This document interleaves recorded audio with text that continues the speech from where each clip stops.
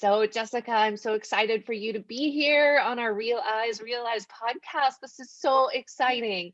And thank you for carving out the time for this. It's so appreciate it. Thank you for Before we having me. Absolutely. Before we even begin into the official podcast, what I'd like to do is just start with a little grounding intention. Does that work for Sure. you? Yeah, sounds good. Cool. So feel free to just kind of sit up nice and tall. If you want to close your eyes, go ahead. Take some deep breaths. And this is just one way that as we just kind of embark upon, right, this beautiful time together, it's really nice to kind of meet it with an invocation from the heart. So I'll start it with just saying thank you for this blessed day, and so grateful to be alive and seeking the truth that reveals itself in the eyes of this beautiful beholder today, Miss Jessica Eastland, as we come together to express love and service and compassion in action. We feel everybody has something special to share in this world, and we're so grateful for Jessica to be with us today to share her story and the sparks that inspired her and her family's actions in creating ripple effects, actualizing love in this world. Let us all be inspired by their story and light in us a lantern for a cause that matters deeply to us and to our world. Today, we value progress over perfection, and we know that we're guided and we're protected on this journey of service and love with our human family. And for the sake of our precious short lives, may we be leaders who care. May we be leaders who act mindfully for the greater good of generations to come. And may we listen intently without the need to fill space with sound, to seek to understand rather than postulate how to interject. So we ask our masters and teachers and our angels and guides to please guide us as we learn the lessons of living from our hearts and allowing the ripple effect of goodness, inspiration, hope, and courage to flow from our words into the positive actions supporting our families, communities, and this beautiful world we've been gifted to occupy. We're so grateful for this opportunity. And so we call forward this beautiful, beautiful guest, Jessica Eastland, today. So good to see you and hear you and be with you today. Do you have anything that you'd like to, just for your own grounding, anything that works for you to kind of just bring us into this beautiful space together? That was lovely, Christina. I think that was the grounding that I needed from my chaotic morning. Good. So then it's like scene. Yes. And I actually, though I can't pick up my computer and take it with us, I did go for a walk this morning, which was kind of my grounding of sorts, to get outside and get in nature. But your words are beautiful. I need that written and posted on my wall. I'm happy to send you a copy. We have that on our online resource hub because that's kind of how we start off each podcast. And it's just nice to be in a mindful space, right? Just arriving. Absolutely. So, cool. Well, here we are with Jessica Eastland on our Realize podcast. And it's so great to see you, have you, be with you. Thank you for carving out the time today, Jess. What I'd like to do is for our listeners, just let everybody know a little bit about our guest, and then we're going to dive right in. So Jessica is an elementary school teacher with a passion for social emotional well-being. She lives in the Bay Area with her husband, where they were both born and raised, and they live very near to most of their extended family, and she loves every second of it. She's a woman of many hobbies. Jessica enjoys any opportunity to be creative and to get outside in nature. And she's currently working her way through the 2021 52-week hike challenge. Though life can throw many hardballs, she doesn't let the beautiful moments and lessons go unnoticed. So with that, Jessica, we're so happy that you're here. Thank you.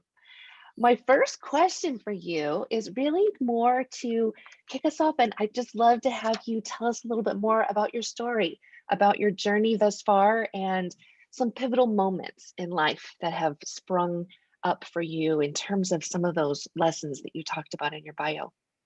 Sure. Well, first of all, thank you so much for having me. It is such a gift to be able to be here and to see your smiling face. And I just really appreciate the opportunity to be able to share my story and my family's story. And I hope that it's something that others can relate to and bring some joy to their days.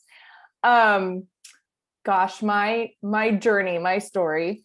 You mentioned I'm born and raised here in the Bay Area, and going back to the very beginning, when I think back to my childhood, I think of it in the most beautiful way. It was filled with so much love and so much family and so much positivity.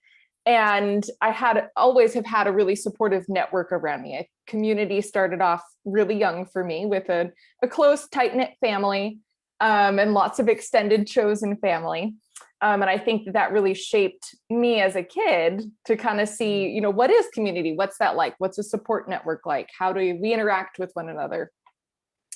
And then I'd have to say, kind of going through life, I did have these moments where I was kind of like, wow. I mean, I won't say my life's perfect, but things are good. Like, things feel really good. And, I hear these stories of other people having hard times, and, when's that going to happen for me? Like, not that I didn't have hardship. I had plenty of classic teenager year hardship and the things that most people go through, but I hadn't had anything life shattering. And knowing that everyone goes through some really big trials in their life, by the time I was going into like early adulthood, I was like, wow, I've been really lucky, really blessed, but, I know hardship's going to be coming. That's just how that's what life's about. Life has hardship.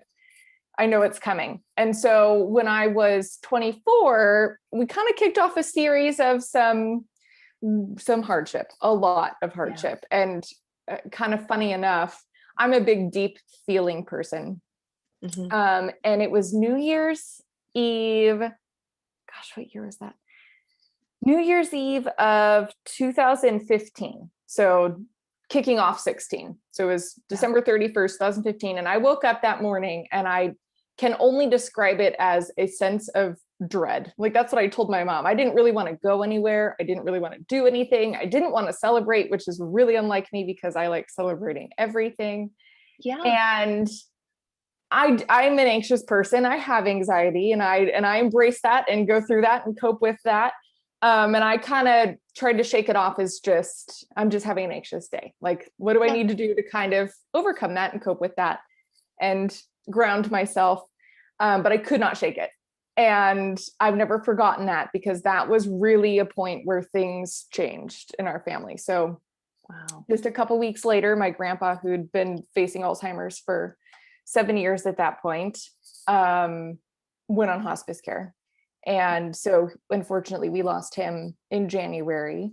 And I remember it was my first personal loss, big loss. And I remember looking at my husband, Eric, and saying, we have to do this over and over again with the people we love and the pets that we love. And like, no, I don't want, no, I did not sign up for this. I don't want any part in this. No, thank you.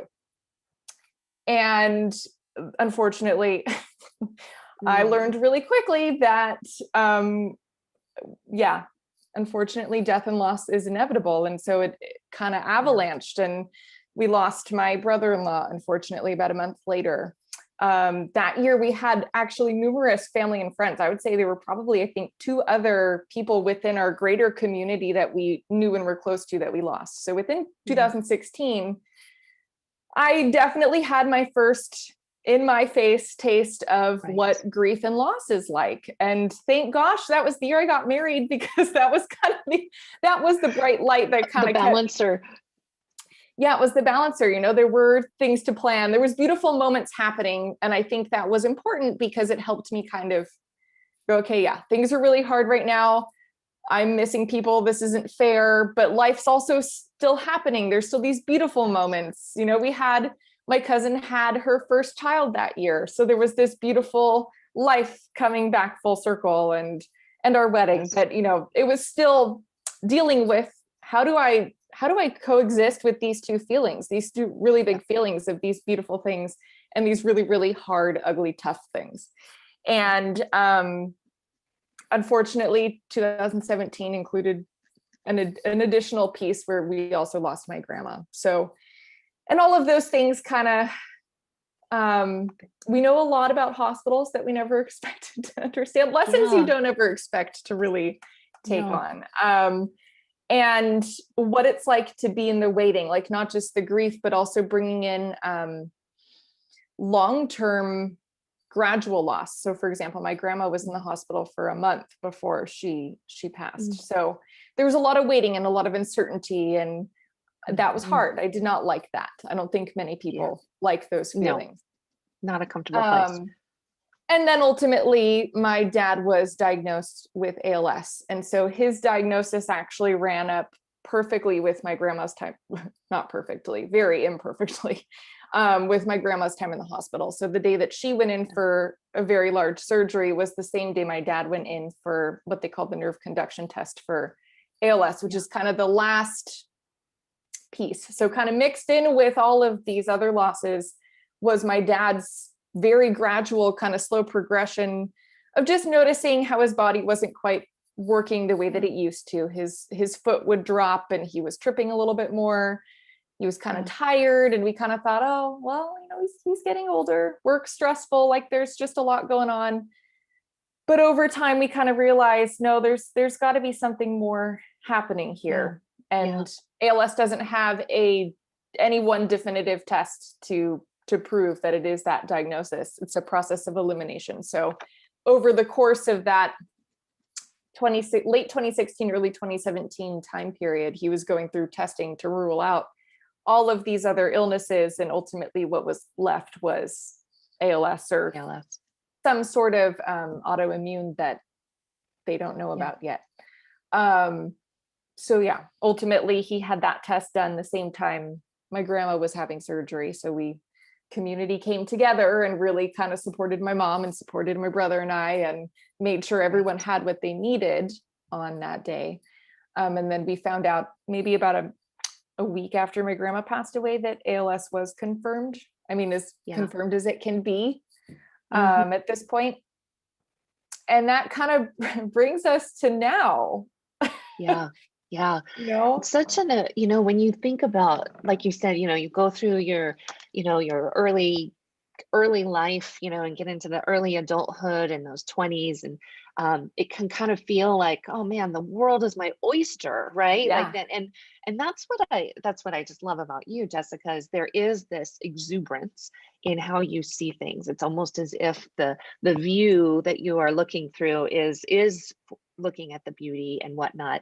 And at the same time, you don't dismiss that there are hard things that go on. And so the genuine, not only vulnerability, but the genuine care that you have for yourself and your family and people around you is just so deep. And I think sometimes the deeper we go into grief and loss, the deeper we also are able to see beauty. And you really do live that. So quite wonderful. Do you find that, tell us a little bit about, when I first got to know you, it was actually through your dad, and he was doing, not only working as a rocket scientist, but he and a buddy, Jess Salem, had created this Lighting for Literacy, was designing solar lights that would be, given to families who lived off the grid. So how did service and being able to think about what we can do for the community, how was that a seed that was planted for you and your family? I mean, gosh, from early on, my dad was involved in a little bit of everything all the time. I tell people constantly, I cannot figure out how he did it all. Like, he worked a lot. He was very dedicated to whatever project he was working on at any given time with work. He was involved with local city government. He was involved with different committees within the local city government. And yet he never missed a holiday. He never missed a birthday. He never missed, family dinner was a very consistent thing in our household every night. And so that's one piece. The mystery of my dad is he was a little bit of everywhere, and he gave it his all. Like, everything he gave it his all. And so from an early young age, I saw him loving what he did for a living, but also wanting to make sure that he was giving back to the community that brought him to where he was. So whether it was participating in the Montessorino Cultural Commission, or helping out with a church barbecue or a church event, or just lending his truck to people so they could move lumber for a project they're working on. He was always finding some way to offer up his time and his care for others. And so I think it was kind of in his blood from the beginning. And then that was modeled for me for a very, very, very long time. And so watching Lighting for Literacy unfold and watching how that kind of took root in Collinette and grew into what it is today was a beautiful thing. I feel like it's something that he's always loved doing, but then he brought others into it. Like it included the greater community helping make the project happen. Something that I love about that program is also seeing how even in the communities that we're working in, how the community, the villages that we're in, the different parts of the world that we're visiting, everyone's a part of making Lighting for Literacy come to be. And I'm totally on a tangent on Lighting for Literacy now, but that's okay. We'll bring back, but I just love that because that was the seed, I think, for, in many ways of what's possible. I think what I remember most is that, like your dad and Jess would be in a garage and say, I bet we could figure out how to build a light to kind of like create, an opportunity for people to have clean light in their homes for those that don't have it. And so just a wonderful way to use resources for good. Absolutely. Yeah. And I think from an early age, watching his passion for helping definitely inspired me. And I think also kind of drove me towards my career in teaching. I knew I wanted to do something that worked with people and interacted with people and had a community component somehow. I could never see myself just either sitting or I don't know. I could never picture anything other than being out in a community and interacting with people. And I do think that watching him all those years was a big piece of that. Like I knew I wanted to interact as a career. Well, and knowing your mom and your family, there were many, many, I think, role models that you had in terms of that piece about how to show up, right? Absolutely. Just, absolutely. So when you think about, so your role as an educator, as a teacher, and I know how much the social emotional well-being is important to you. So when you think about, even in this past year of COVID, what has warmed your heart and what breaks your heart when you think about, the kinds of challenges and hardships that people do face and adversity that exists in our world? I'm going to start with what breaks my heart first, I think, because that will kind of piggyback into the what warms it. But this year has highlighted a lot of struggle, right? I mean, in so many ways that were known and unknown, or known but not shown. Yes. This year forced a lot of things to come to the surface.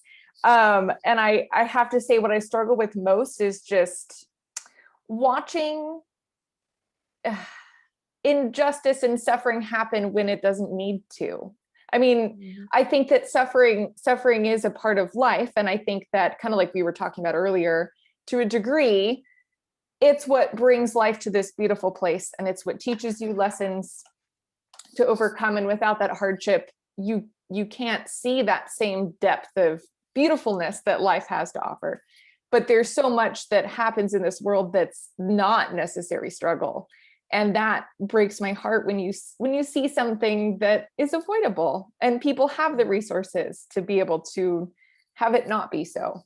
And so I think fairness is a big thing for me in our household. We talk about the McNeil fairness gene. And when that gets poked, when that gene nerve gets poked, it's funny because it's kind of across the family line. At least on my dad's side, is kind of this, when something's unfair, we cannot let it go. Like it eats away at us and we get so angry about it. And I think that that's really because it's a heartbreak component. I think it comes out as anger and frustration, but I think that it's sadness mixed in there. Like, what? This is happening? We're letting this happen right now and no one's doing anything about it.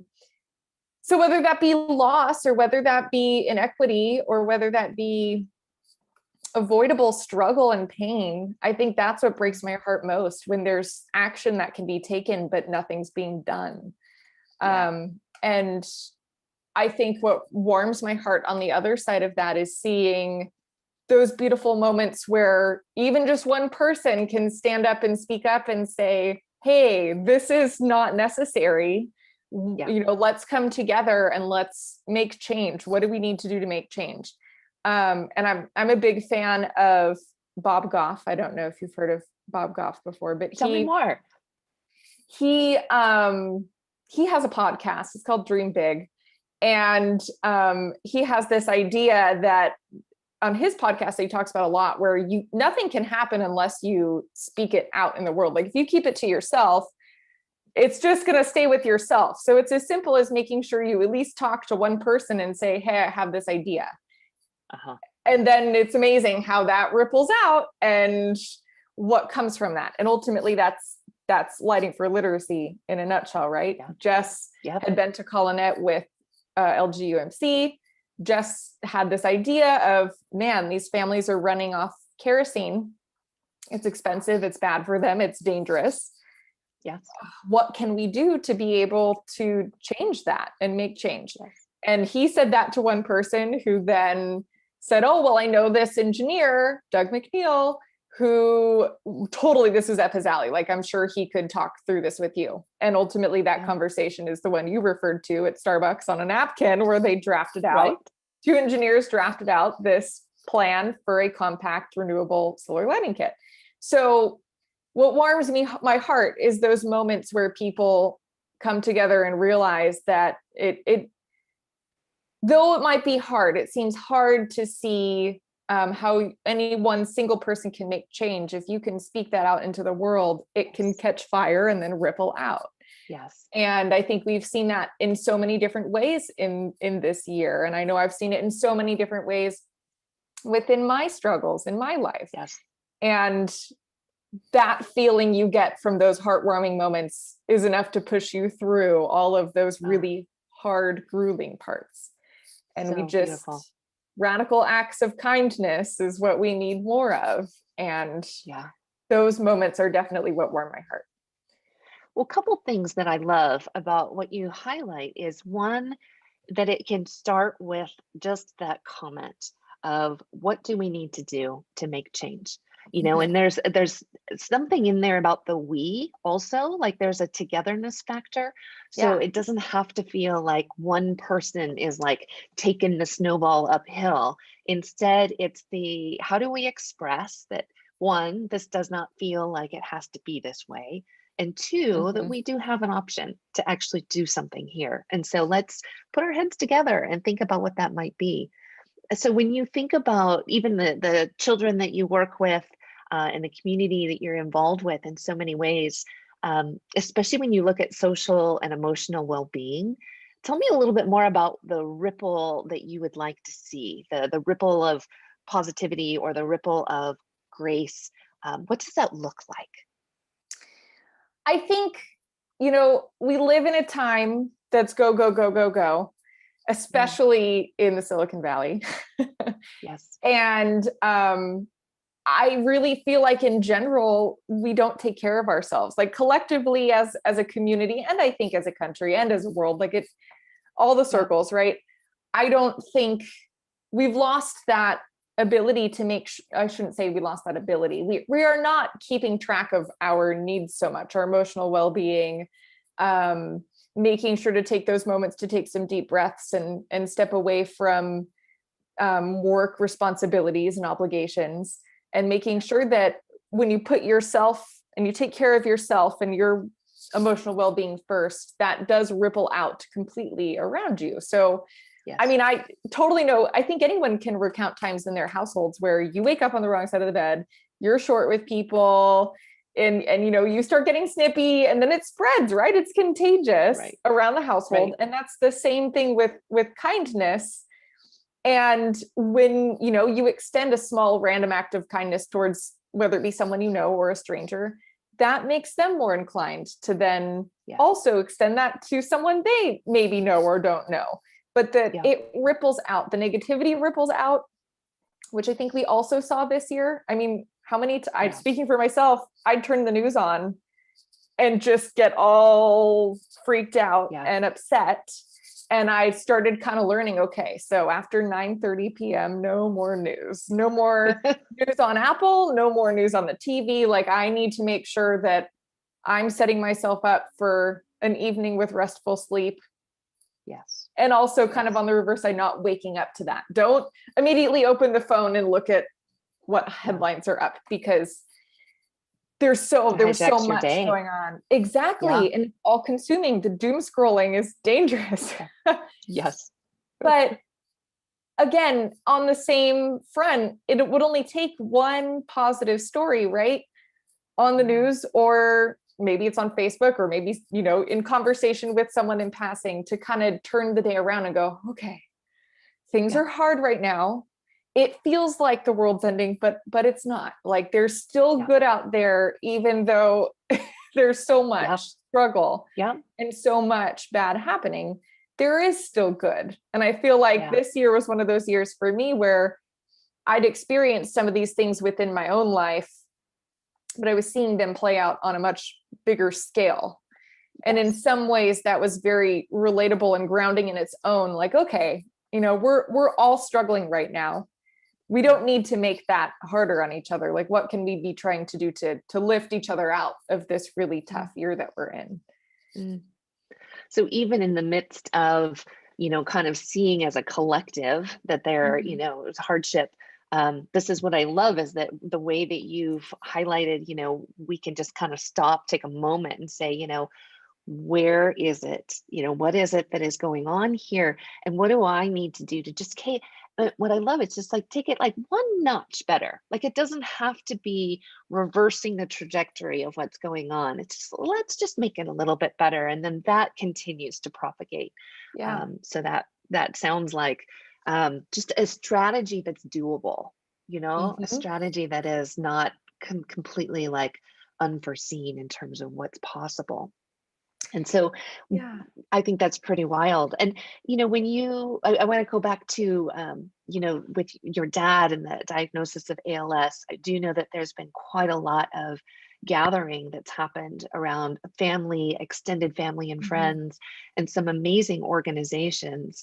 And so I'd love to know, if you're open to it, just a little bit more about that journey with regards to your dad and ALS, and then just how that has, you know, there's a quote that says magic is where, or struggle is where the magic happens. So even in the midst of this kind of struggle, what kind of silver linings or magic have you witnessed?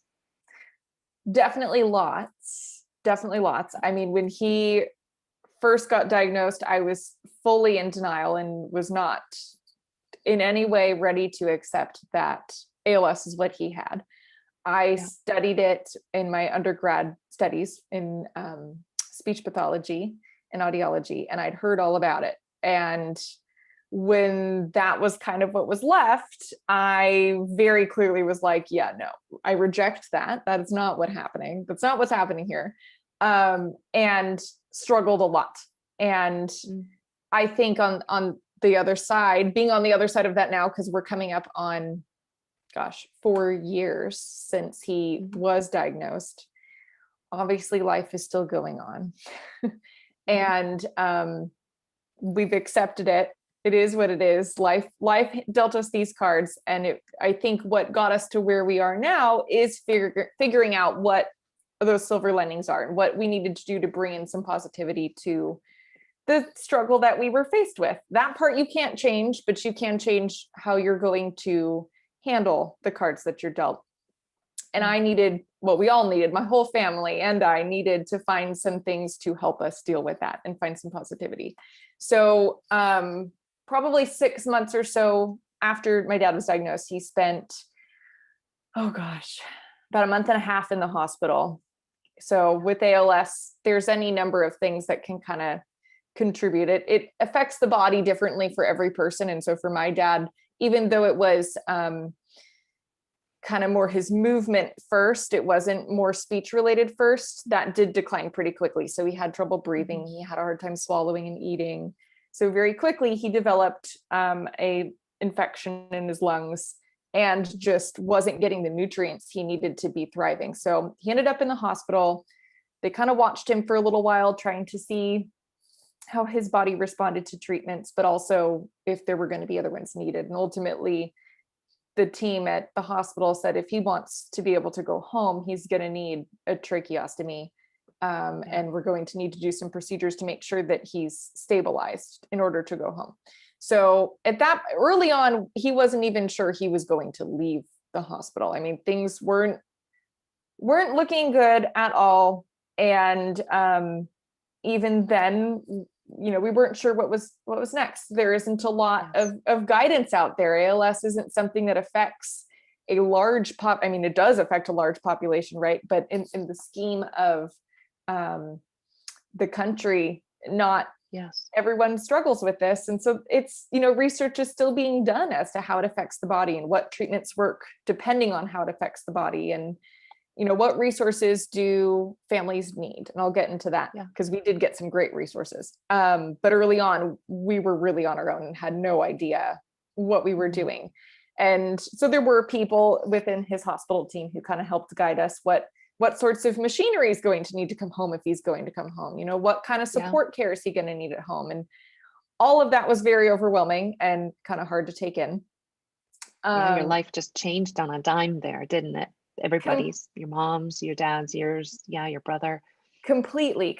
And I tell people all the time, something that I've met a level of acceptance with this, but early on it was really daunting to watch my parents' bedroom, this is still hard to talk about, turn into a hospital ultimately.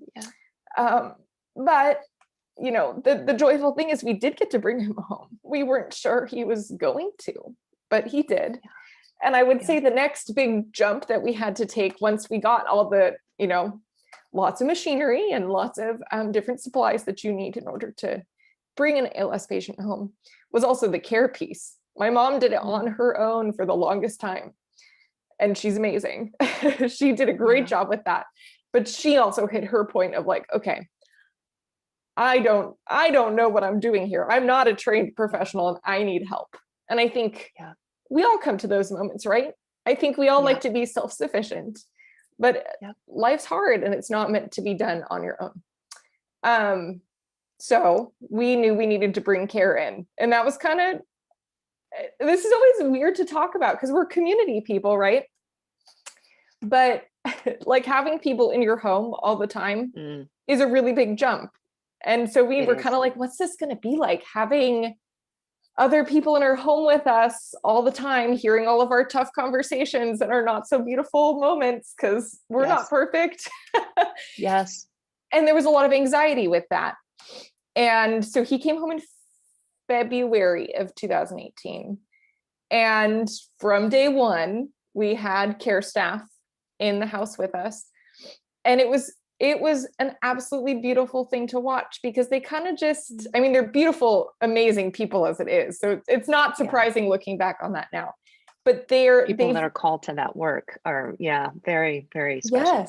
Yes. And they're family. All of his care team is family now. And, they became a part of our birthday celebrations and our Christmas celebrations. And again, I said this earlier, we celebrate everything. So every little celebration in between, they became a part of that. So I think that first silver lining, it's hard for us to ask for help. And we knew we had to in this situation. We could not give my dad what he needed. And that was hard to accept. But, hands up, knew we couldn't do this on our own and brought help in. And it's such a gift. And I think his care team are people who will be family forever. They've been with us through some of the hardest, scariest moments and some of the happiest moments in our celebrations. And, so they're extended family now. So that would be a first silver lining is just, it was hard to ask for help. And we kind of surrendered that need to control our situation. And what was given to us was this beautiful gift of more members of our community helping us through these hard times. But then I knew I needed to get involved somehow. And that's also me, again, grabbing for control over a situation I had no control over. And I thought, okay, we need to be a part of raising awareness or something just tangible in some way to be able to focus on something positive. We can't change ALS. We can't, I mean, that's the hope someday that we can, right? But in this moment, we can't change the situation. Yeah.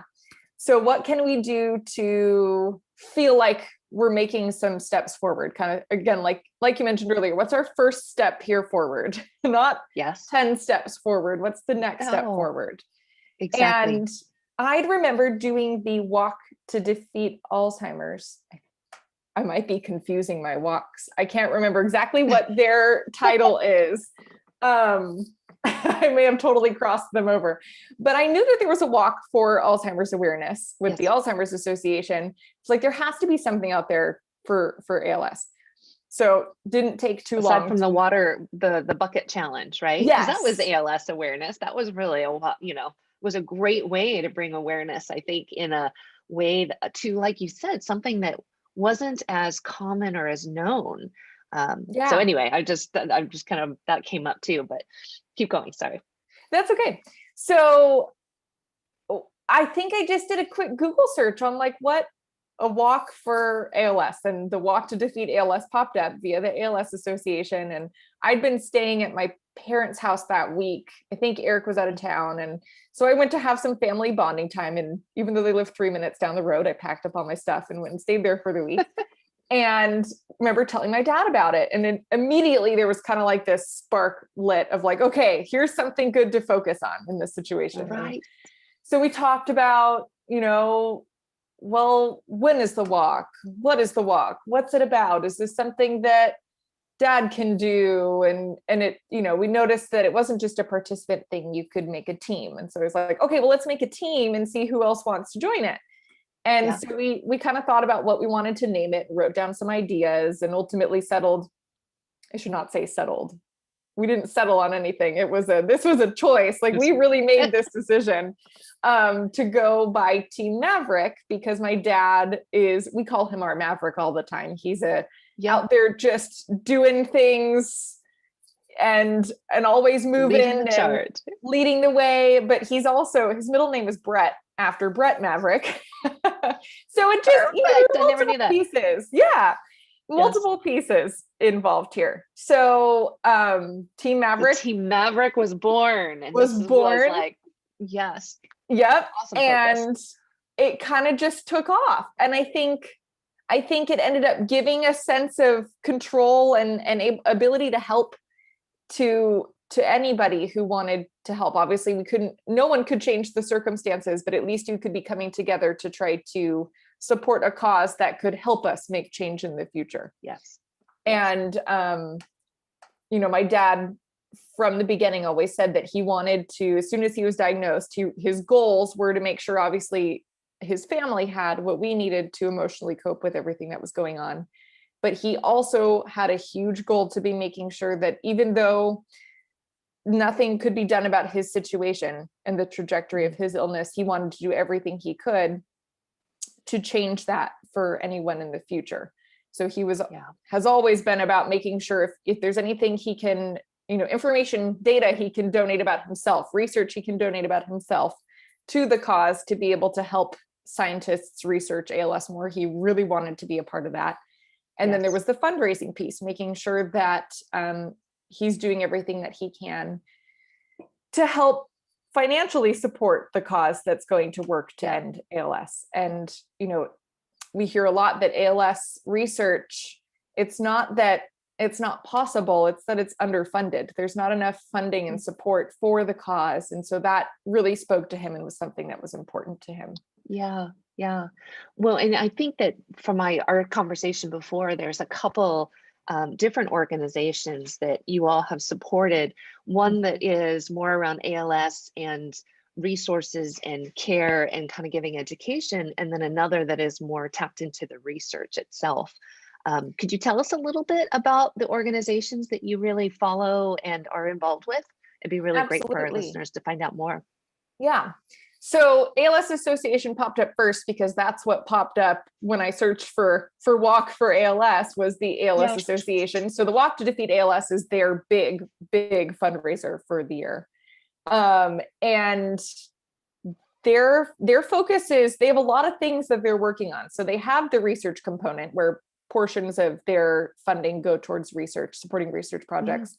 But then they also focus on caregiver and patient supports. So they have local support groups. They have care managers who help you navigate the reality that you're in. So ultimately that was a really big missing piece for us was we needed some people to talk to, like, okay, here's our situation. Here's what we have. Here's what we don't.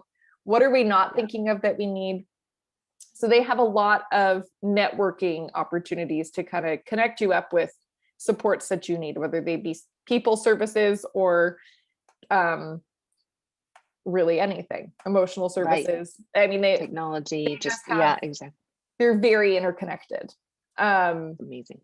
So that's important to us because we felt not just, the struggle of watching my dad face the illness, but the whole family facing the illness. And that was something that was really appealing in regards to ALS Association, because they really are supporting everyone going through the disease together. Right. The whole ecosystem. Mm-hmm. But then of course, I think it was my uncle had mentioned, what other nonprofits have you heard about in the ALS world? And so that kind of got me thinking, well, I'm curious about that. Like I'm curious to know more about what's out there. And ultimately there are many. So there's many that often are started by families who have faced it and gone, enough is enough. Like people cannot suffer through this alone. So they've started, again, starting with one idea and then spreading out in the community. Many have started foundations that raise money, and some of them have their own research projects that they're working on. Some are donating to specific research projects. But that led me to discovering ALS Therapy Development Institute, ALS TDI. And they're located out more East Coast. But I heard about them and thought their whole mission was amazing and important because their focus is solely on research. So obviously the support piece that the association offers is important. But the projects that TDI is focusing on too really has its important place as well. So they're and I should look it up for the specifics, but I believe they're one of the largest nonprofit biotechs that's focusing solely just on ALS research. And sometimes that's hard as someone who wants to help everything. It's like, but there's so many things that, need to be researched and focused on. But I think in this case, just like with any disease, having one singular focus is really important. Really funneling all that energy and all that attention onto that one project is important. And so that really stood out to us as an important one to follow as well. Yeah. Well, I think that when we tackle tough things, the ability to have, that single pointed focus, that not getting diluted from kind of the task at hand, is really where I think the bigger impacts can come through. And so feeling that, and this is what I'm hearing you say, is there's kind of a focus of, we want to go ahead and research is really important. So here's one organization that we want to dedicate, time and attention and involvement and funding. And then the ALS Association is actually the other piece of it to say, these two organizations are really doing what we see as meeting a great need. So even though you've got single point, you also are saying, and there's two branches to it, and that's okay to hold both, right? Yeah. That's really an incredible thing. Yeah. Well, so one of the things that I love about you and your family is this opportunity to kind of hold like this dichotomy, right, of multiple things, but no matter how you hold it with grace. And so I'm curious, and you talked about even, anxiety and different things. What do you do for your own social emotional well-being when you start to feel like the burden of things that are happening on your shoulders? How do you hold those things in grace personally? I think our listeners would love to hear more. Oh, well, I've tried a lot of things. Yeah. What Because strategies can you give us? I, you know, I think something I've struggled with is that innately I'm a positive person. And Yep. so I thrive with positivity, and all of these struggles have forced me to accept that that's not what life's all about. I mean, yes, positivity is important. There's also a lot of struggle and a lot of hard, and you shouldn't dismiss that. Like, you have to embrace that and let those feelings happen too, because they are also a part of the life experience. Um, Yep. and that's hard. Obviously, starting with, things being pretty good and not dealing with a lot of intense hardship, um, was a huge privilege and something I feel very blessed by. Then I had to kind of figure out and navigate, okay, these feelings are hard. What tools do I have to Yeah. be able to deal with that? And so early on, I realized this is so far outside of what I know. So I Right. did start going to grief counseling to kind of gain some support, someone to talk to outside of the family, but Of course. also someone to kind of offer up some strategies. And so that was helpful. And that has been something I've definitely leaned into. That was hard for me to be able to, bring someone else, again, bringing in support sometimes is hard for me.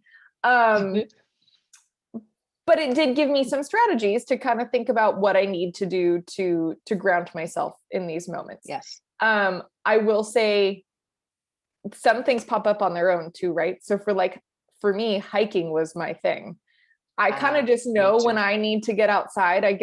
If I start feeling restless or a little tense in my gut, Yep. I know that it's time to just get outside. That's your So sign.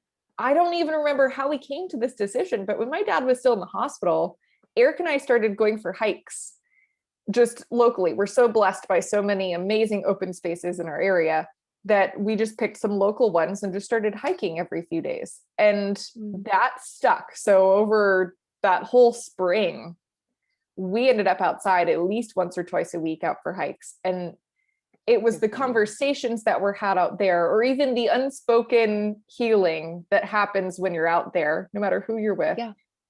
That's just so powerful. So that, I mean, by far, I have determined that nature is the medication that I need a lot of the time to kind of self-soothe.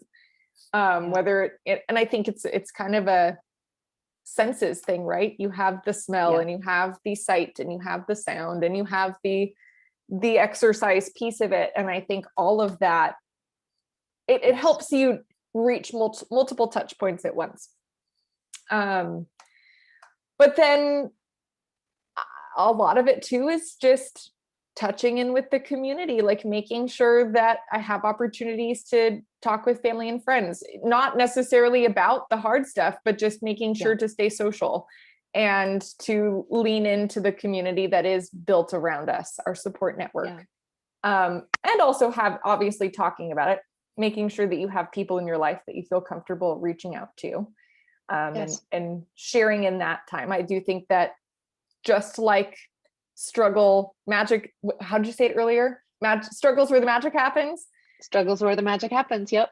I think that also is a piece with relationships. When you open up to people about the hard things in your life, it deepens that trusting, strong relationship with others too. So I definitely lean into the community and the people around me. I find if I'm avoiding social, it's probably a sign that I actually need to get out there. You're good at listening to those signs. I tell you, you're a gem at being able to be like, okay, that little nudge inside is telling me that this is time for me to get out of my comfort zone. And here I go. What I'd like to do is kind of like hone in on how can the community support you and your family at this point in time. I know that your dad has a birthday coming up in July, so when this podcast is going to be launched, it's going to be right around his birthday. And also just, I know that there must be financial tolls on the family and whatnot. So what are the best ways that we can support you? Well, Team Maverick is always looking for more people to join in. we love that networking piece, that community piece. So people are more than welcome to join Team Maverick and be a part. I know this year in particular, the Walk to Defeat ALS is a walk your own way sort of a deal.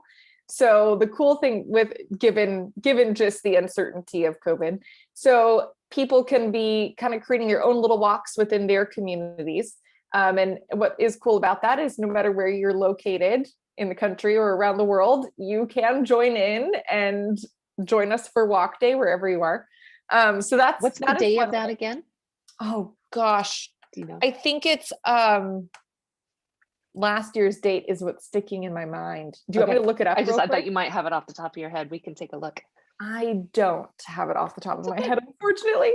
But that's one way, obviously, supporting the nonprofits that are near and dear to our hearts. So ALS TDI or ALS Association. But then the other piece of that you kind of mentioned, there is a very, very large financial toll that is placed on any family in any sort of medical situation, but home health in particular is mostly not covered by insurance and is pretty significant. So we do have a couple of ways that financial support's coming straight to our family. There is a GoFundMe. There's also a tax deductible way through Morning Rotary. And if that information is helpful, I can get more information on how that process works. Because I know GoFundMe comes with a lot of ease, which is great. But there is another component too that I know that Rotary's been doing to support our family too. And it's really hard to ask for help. I've found it really easy to fundraise for these different organizations. I have a really hard time fundraising for myself, and I'm still trying to lean into that and figure out what is hard about that. Yeah, but I think too, you and your family are such the epitome of givers, and the ability to give and to serve and to love. And I think that it is oftentimes hard to receive. And at the same time, that's what keeps it going, right? The reciprocity, the ability to really see that there's a balance between giving and receiving. So we absolutely want to support and help you and your family in any way that we can. One of the things that we do is put together a collective resource, and we have that on our website with our collective resource hub. So if you'd be open to it, we can go ahead and highlight some of the different organizations with ALS and some of the research, and also some of these links to how people can support. That would be fantastic. That would be great. Great.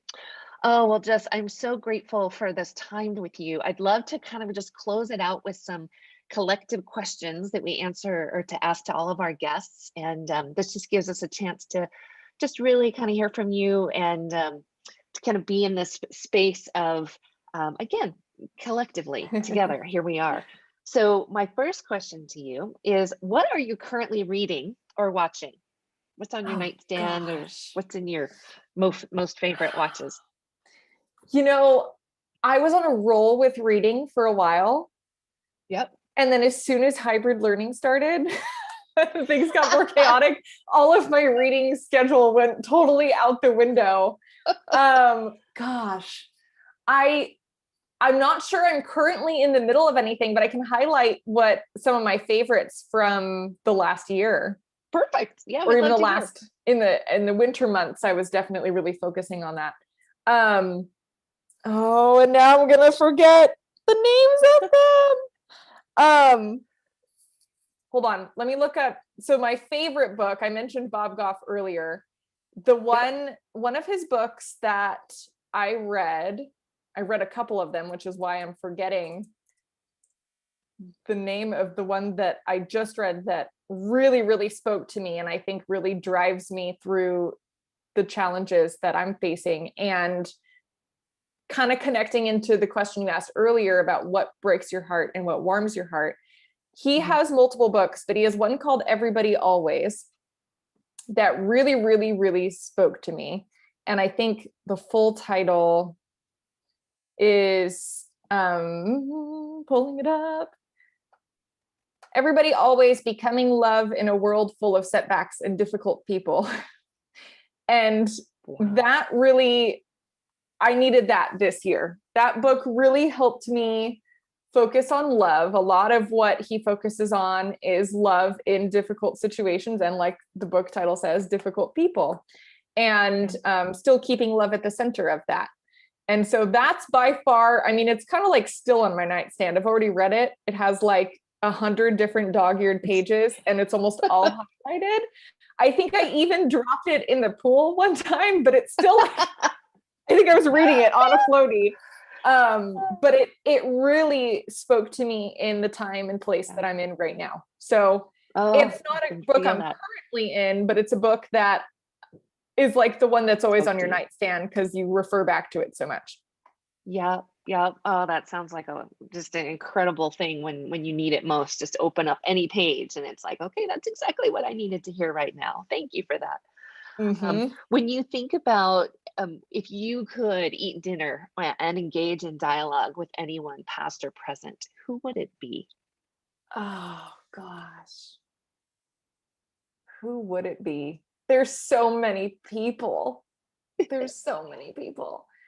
Family jumps to mind first. I'm kind of thinking through who in my family. Gosh.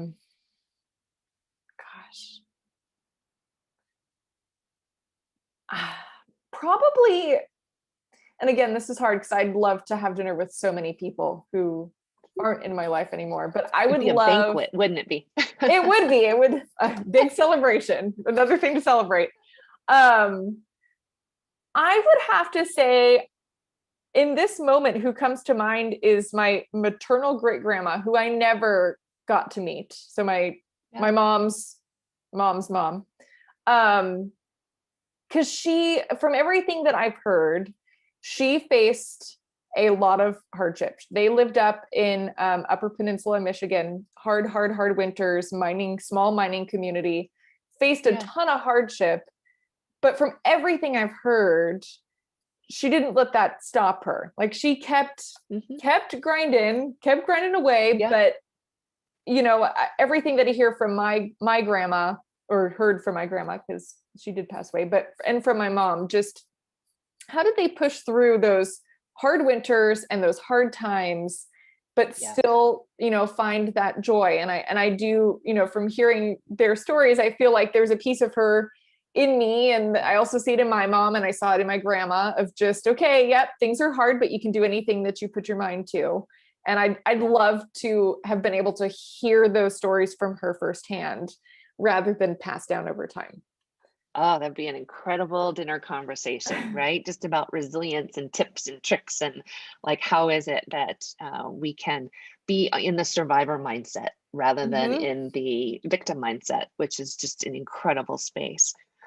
When you go through, you know, when we've talked about showing up with grace, is there anything that you say to yourself? Is there some like kind of like little quip that comes in when you want to remind yourself how to show up? Something that comes through? I often just tell myself to just take things one step at a time. Like, I tend to jump ahead. So I tend to go to like the end goal first and then freak out over everything that has to happen to get there. So often I have to take a deep breath and just tell myself, you know, what is your next step? Take that first next step. And then after that, you'll take whatever step needs to come after that. But like, don't start thinking about everything, because that gets really daunting and overwhelming. Like, just take the next first step forward. Yes. And let things happen as they do. And great. Yeah. Amazing wisdom. Just take that first next step. That is such a really critical part of it. My last question for you is, what are you grateful for today? What are you most grateful for? This is hard too, because gratitude is really important to me. And I've gotten through, one of my strategies too is having a gratitude journal to at least highlight a couple small things each day that I'm grateful for. But in this moment and right now, I would have to say community. And I'm thinking about you and this opportunity to be able to share a little piece of our story, and to be able to speak our truth in our struggles. And that comes down to community again. It's that ripple effect, you know, that my dad reached out into his community in his ways and made contact with you, and then we made contact through him, and here we are. And that's what I'm grateful for, is this web of community that's around us all the time. And to be able to have this space to be able to just talk about this with you is so important to me, and I'm very grateful for that. Oh, thank you, Jessica. I too am so grateful for your time, your just your honesty, and your ability to just really be in this place of such a teacher, for all of us, in terms of these ways of being able to listen to your heart and listen to those nudges, and at the same time know that that there is change that we can make happen. So I'm grateful to be with you and with your family, and let's see if we can kick the bejeebus out of ALS so that we Yes, can please. have less families struggle through this. And we will certainly be continuing to let our listeners know how they can support you and this cause. So thank you for your time today. Thank you, Christina. Thank you so much. You